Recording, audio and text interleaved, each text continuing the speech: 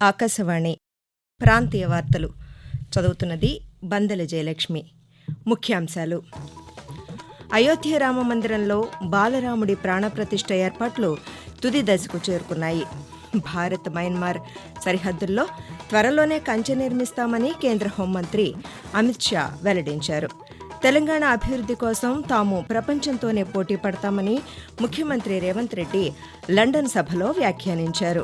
ఆంధ్రప్రదేశ్లో 4,000 మంది కళాకారులకు రాష్ట్ర సృజనాత్మక సంస్కృతి సమితి గుర్తింపు కార్డులు జారీ చేసింది. ఏపీసీసీ అధ్యక్షురాలిగా వైఎస్ షర్మిల ఇవాళ ప్రమాణ స్వీకారం చేస్తారు. వార్తల వివరాలు: అయోధ్యలో నిర్మిస్తున్న రామమందిరంలో బాలరాముడి ప్రాణప్రతిష్ఠకు ఏర్పాట్లన్నీ తుది దశకు చేరుకున్నాయి. నగరమంతా జై శ్రీరామ్ నినాదాలు, రామభజనలతో ప్రతిధ్వనిస్తోంది. ప్రపంచం నలుమూలల నుంచి వేల సంఖ్యలో భక్తులు అయోధ్యకు చేరుకున్నారు. భక్తులకు ఆహారం సమర్పించేందుకు పలు స్వచ్ఛంద సంస్థలు ఏర్పాట్లు చేశాయి. బాలరాముడికి నైవేద్యం కోసం 1,100 క్వింటాళ్ల లడ్డూలు తయారు చేస్తున్నారు. భద్రతా ఏర్పాట్లు కూడా పూర్తయ్యాయి. పారామిలిటరీ బలగాలు, ఉత్తరప్రదేశ్ పోలీసులు, ఇతర భద్రతా విభాగాలు అయోధ్యలో మోహరించాయి. అయోధ్య రామమందిర ప్రారంభోత్సవాన్ని పురస్కరించుకుని ప్రధానమంత్రి నరేంద్ర మోదీ పిలుపు మేరకు తెలంగాణ గవర్నర్ తమిళిసై సౌందరరాజన్ శ్రమదానం చేశారు. ఖైరతాబాద్లోని హనుమాన్ ఆలయంలో గవర్నర్ ప్రత్యేక పూజలు నిర్వహించారు. అనంతరం ఆలయ పరిసరాలను శుభ్రం చేశారు. చిత్తూరు నగరం సంతపేట రామాలయంలో బీజేపీ నాయకులు స్వచ్ఛతా కార్యక్రమాన్ని చేపట్టారు. ఆలయాన్ని, పరిసర ప్రాంతాలను శుభ్రం చేశారు. దేవతామూర్తులను శుద్ధి చేశారు. అయోధ్య నుంచి వచ్చిన అక్షింతలను చిత్తూరు నగర ప్రజలకు అందజేశారు. రేపు జరిగే రామమందిరం ప్రాణప్రతిష్ఠ సందర్భంగా ప్రధానమంత్రి పిలుపు మేరకు ఆలయాల పరిశుభ్రత కార్యక్రమాన్ని నిర్వహిస్తున్నట్లు బీజేపీ చిత్తూరు జిల్లా ఉపాధ్యక్షుడు విష్ణు తెలిపారు. భారత్ మయన్మార్ సరిహద్దుల్లో కంచె నిర్మించే కార్యక్రమం త్వరలోనే మొదలవుతుంది. బంగ్లాదేశ్ సరిహద్దుల్లో కంచె వేసినట్లే మయన్మార్ సరిహద్దుల్లో కూడా వేస్తామని కేంద్ర హోంమంత్రి అమిత్ షా వెల్లడించారు. ఇకపై భారత్ మయన్మార్ దేశాల మధ్య ప్రజల రాకపోకలపై నియంత్రణలు అమలవుతాయని చెప్పారు. శనివారం గౌహతిలో అస్సాం పోలీస్ కమాండోల పాసింగ్ అవుట్ పెరేడ్లో హోంమంత్రి పాల్గొన్నారు.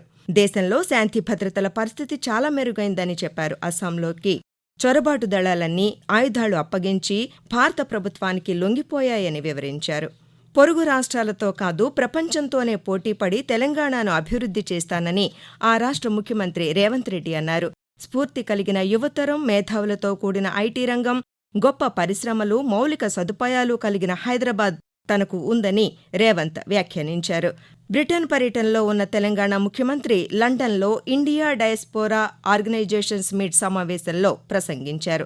ఈ నెల 26 నుంచి తెలంగాణ అంతటా సుడిగాలి పర్యటనలు చేస్తానని, రాబోయే పార్లమెంట్ ఎన్నికల్లో కాంగ్రెస్దే విజయమని ధీమా వ్యక్తం చేశారు. రాష్ట్ర సృజనాత్మక సంస్కృతి సమితి ఆధ్వర్యంలో 4,000 మంది కళాకారులకు శనివారం గుర్తింపు కార్డులు ప్రదానం చేశారు. విజయవాడ తుమ్మలపల్లి కళాక్షేత్రంలో నిన్న సాయంకాలం జరిగిన కార్యక్రమానికి రాష్ట్ర పర్యాటక, సాంస్కృతిక, యువజనాభివృద్ధి శాఖ మంత్రి ఆర్కే రోజా ముఖ్య అతిథిగా హాజరయ్యారు. తమ ప్రభుత్వం కళాకారులకు సంక్షేమ పథకాలు అందేలా చర్యలు తీసుకుందని, ఇందులో భాగంగా రాష్ట్ర వ్యాప్తంగా కళాకారులకు గుర్తింపు కార్డులు అందజేస్తున్నామని చెప్పారు. నవరత్నాల పథకాల ద్వారా కళాకారులకు ఎంతో మేలు చేకూరిందని ఆర్కే రోజా అన్నారు. ఆంధ్రప్రదేశ్ కాంగ్రెస్ కమిటీ అధ్యక్షురాలిగా వైఎస్ షర్మిల ఈరోజు ప్రమాణ స్వీకారం చేయనున్నారు. ఈ ఉదయం విజయవాడలోని ఒక కళ్యాణ మండపంలో పార్టీ అధ్యక్షురాలిగా కార్యకర్తలను ఉద్దేశించి ప్రసంగిస్తారు. అనంతరం ఆంధ్రరత్న భవన్కు చేరుకుంటారు. శనివారం సాయంకాలం షర్మిల కడప జిల్లా ఇడుపులపాయలో తన తండ్రి వైఎస్ రాజశేఖర్ రెడ్డి సమాధి వద్ద నివాళులర్పించారు. ఆమెతో పాటు కేవీపీ రామచంద్రరావు, రఘువీరారెడ్డి, శైలజానాథ్, తులసిరెడ్డి తదితరులు పాల్గొన్నారు. ఆకాశవాణి ప్రాంతీయ వార్తలు వింటున్నారు.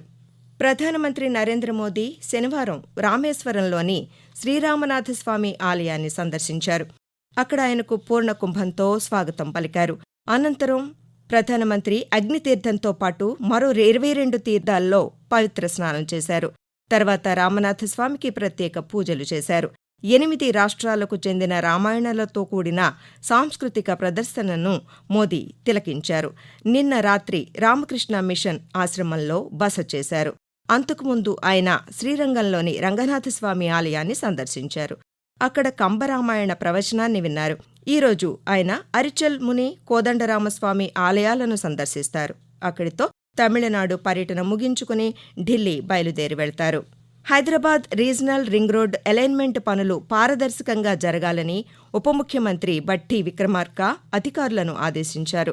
సచివాలయంలో రోడ్లు, భవనాలు, సినిమాటోగ్రఫీ శాఖల బడ్జెట్ ప్రతిపాదనలపై ఆ శాఖల మంత్రి కోమటిరెడ్డి వెంకట్రెడ్డితో కలిసి సమీక్ష నిర్వహించారు. సినిమా నంది అవార్డులపై కేబినెట్లో చర్చించి నిర్ణయం తీసుకుంటామన్నారు. సినీ పరిశ్రమ అభివృద్ధి కోసం కేటాయించిన భూములను కాపాడాలని అధికారులకు స్పష్టం చేశారు. చిన్న నిర్మాతల సినిమాల విడుదలకు ఎదురవుతున్న ప్రతిబంధకాలు తొలగించాలని ఉప ముఖ్యమంత్రి, థియేటర్లలో తినుబండారాల ధరలను నియంత్రించాలని కోమటిరెడ్డి వెంకటరెడ్డి అధికారులను ఆదేశించారు. ఎలక్ట్రానిక్స్, ఇన్ఫర్మేషన్ టెక్నాలజీ రంగాల్లో సహకారానికి భారత్, క్యూబా దేశాలు ఒప్పందం కుదుర్చుకున్నాయి. డిజిటల్ పబ్లిక్ ఇన్ఫ్రాస్ట్రక్చర్ రంగంలో పరస్పరం సహకరించుకునేందుకు అవగాహన ఒప్పందాల మీద ఇరు దేశాల అధికారులు సంతకాలు చేశారు. క్యూబాలో డిజిటల్ మౌలిక సదుపాయాల కల్పనకు సహకరించేందుకు భారతదేశం సంసిద్ధత వ్యక్తం చేసింది. రెండు దేశాలకు లబ్ధి చేకూరేలా డిజిటల్ సామర్థ్య నిర్మాణం వంటి పరస్పర సహకార కార్యక్రమాలు చేపట్టేందుకు ఈ ఒప్పందాలు సహాయపడతాయి. విజయవాడ డివిజన్లో నిర్వహణా పనుల కారణంగా పలు రైళ్లను రద్దు చేశారు. గుంటూరు, విశాఖపట్నం, విజయవాడ, బిట్రగుంట రైళ్లను జనవరి 29 నుంచి ఫిబ్రవరి 25 వరకు, మచిలీపట్నం, విశాఖపట్నం, గుంటూరు, రాయగడ రైళ్లను జనవరి 29 నుంచి ఫిబ్రవరి 26 వరకు రద్దు చేశారు. విజయవాడ నుంచి మచిలీపట్నం, నర్సాపూర్, భీమవరం వెళ్లే రైళ్లను పాక్షికంగా రద్దు చేశారు. విజయవాడ, భీమవరం, నిడదవోలు మార్గంలో పయనించే దూర ప్రాంత రైళ్లను కొన్ని రోజులు దారి మళ్లిస్తున్నారు.